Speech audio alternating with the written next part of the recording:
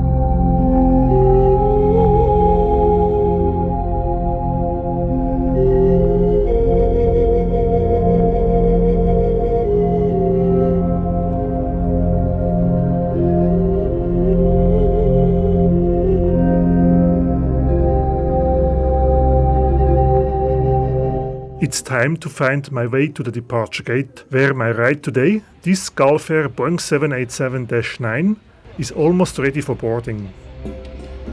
Interestingly, boarding was done through two gates, 20A and 20B, depending whether you are traveling to Singapore or onward on the same aircraft to Bangkok.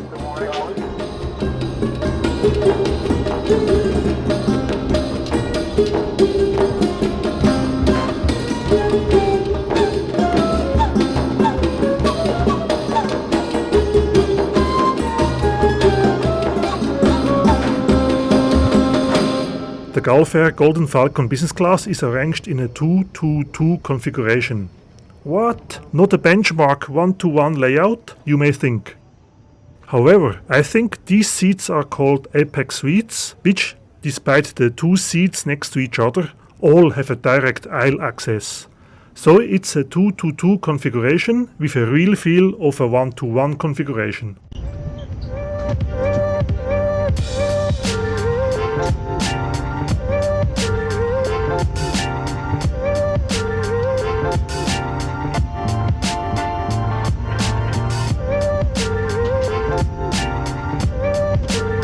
As it is custom with renowned Middle Eastern carriers, tasty Arabian coffee is served for welcoming guests on board.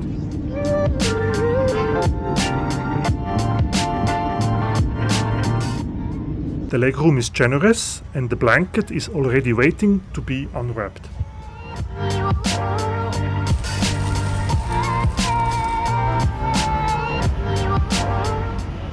The TV screen compensates its lengthy distance from the seat with its size.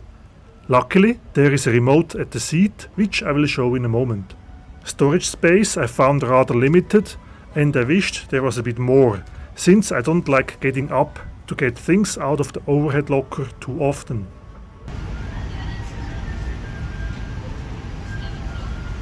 The headrest can be adjusted like this.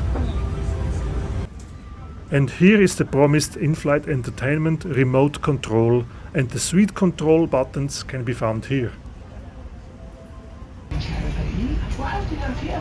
The aircraft hasn't even moved yet, and we got another little treat, a date, soon after to be complimented by a welcome drink. I quickly verified that filming was okay with the cabin crew, and then I could enjoy my Duval Leroy champagne.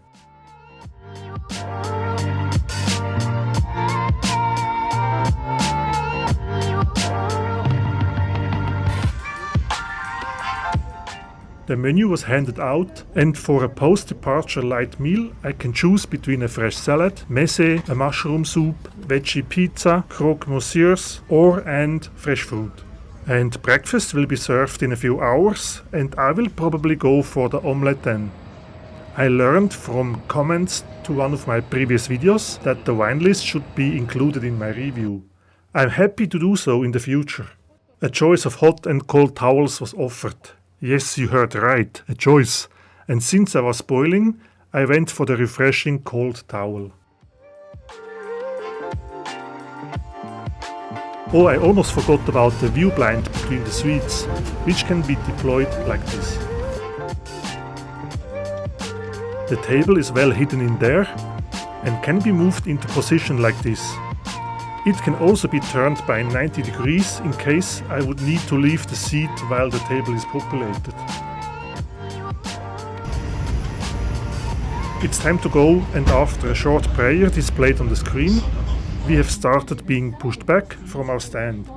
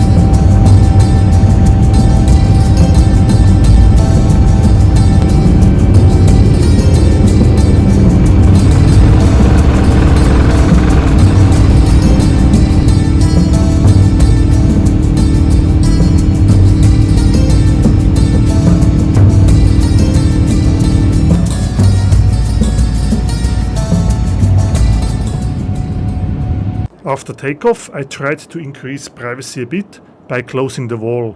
However, it didn't work anymore. Maybe I broke it when I showed it to you a bit earlier. Oops.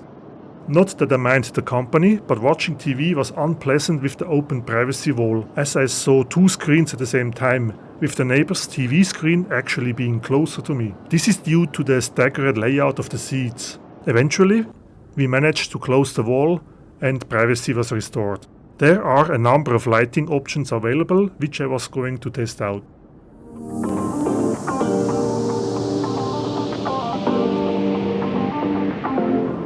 Before the light meal was served, I received this bowl of assorted nuts and an apéro drink. So far, Gulf Air isn't saving on any perks, and I'm loving that.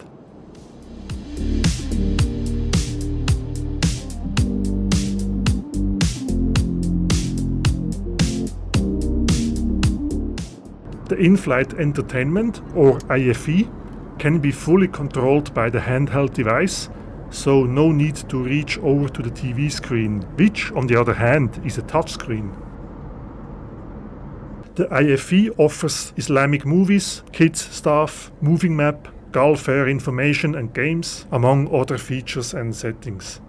I decided to go for a bit of Angry Birds.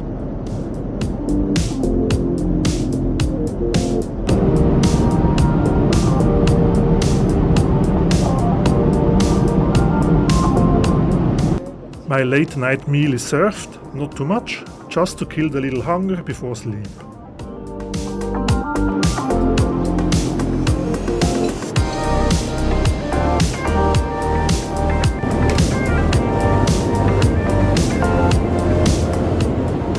Talking about sleep, it's time to do so, and the cabin attendant offered me to prepare the bed, which looked very inviting.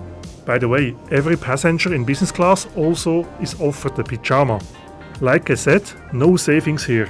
But unfortunately, only size M was available, which is a bit strange, as surely I'm not the only one needing at least 2 sizes larger. That was a bit disappointing. The same situation I also had on my flight home 1 week later. A bit of TV and then I am off to dreamland.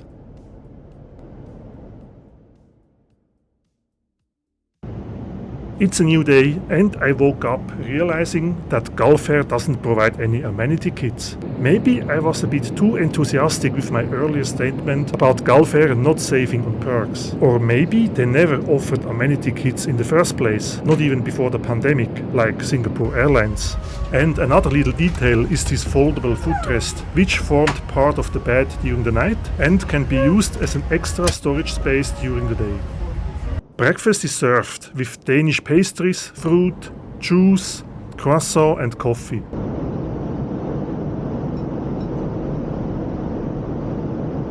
My omelette was brought to me as a separate course, not all on one tray as it became common with other carriers in business class. And the cabin crew checked in on me several times, making sure that I'm not lacking anything for my breakfast. Well done, Gulf Air.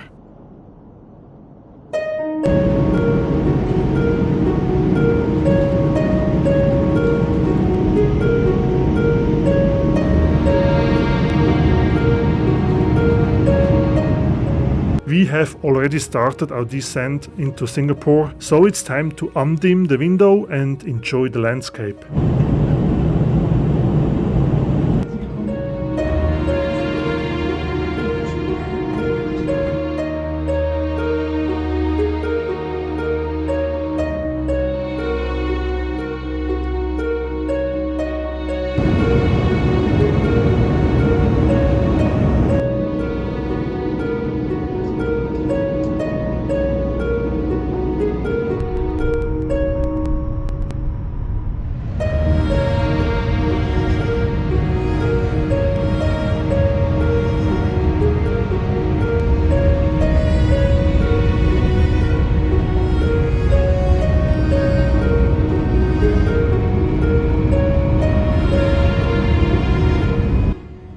Welcome to Singapore, it's great to be back. I truly enjoyed the journey with Gulf Air and the cabin crew was wonderful, as well as the hard product. There were only a few minor downsides, such as the lack of pyjama choice or the missing amenity kit, which usually is a wonderful souvenir of a memorable flight. Overall, I would book Gulf Air again without hesitation. And once I do so, I might do another flight review. Bye, thank you. Bye, thank you.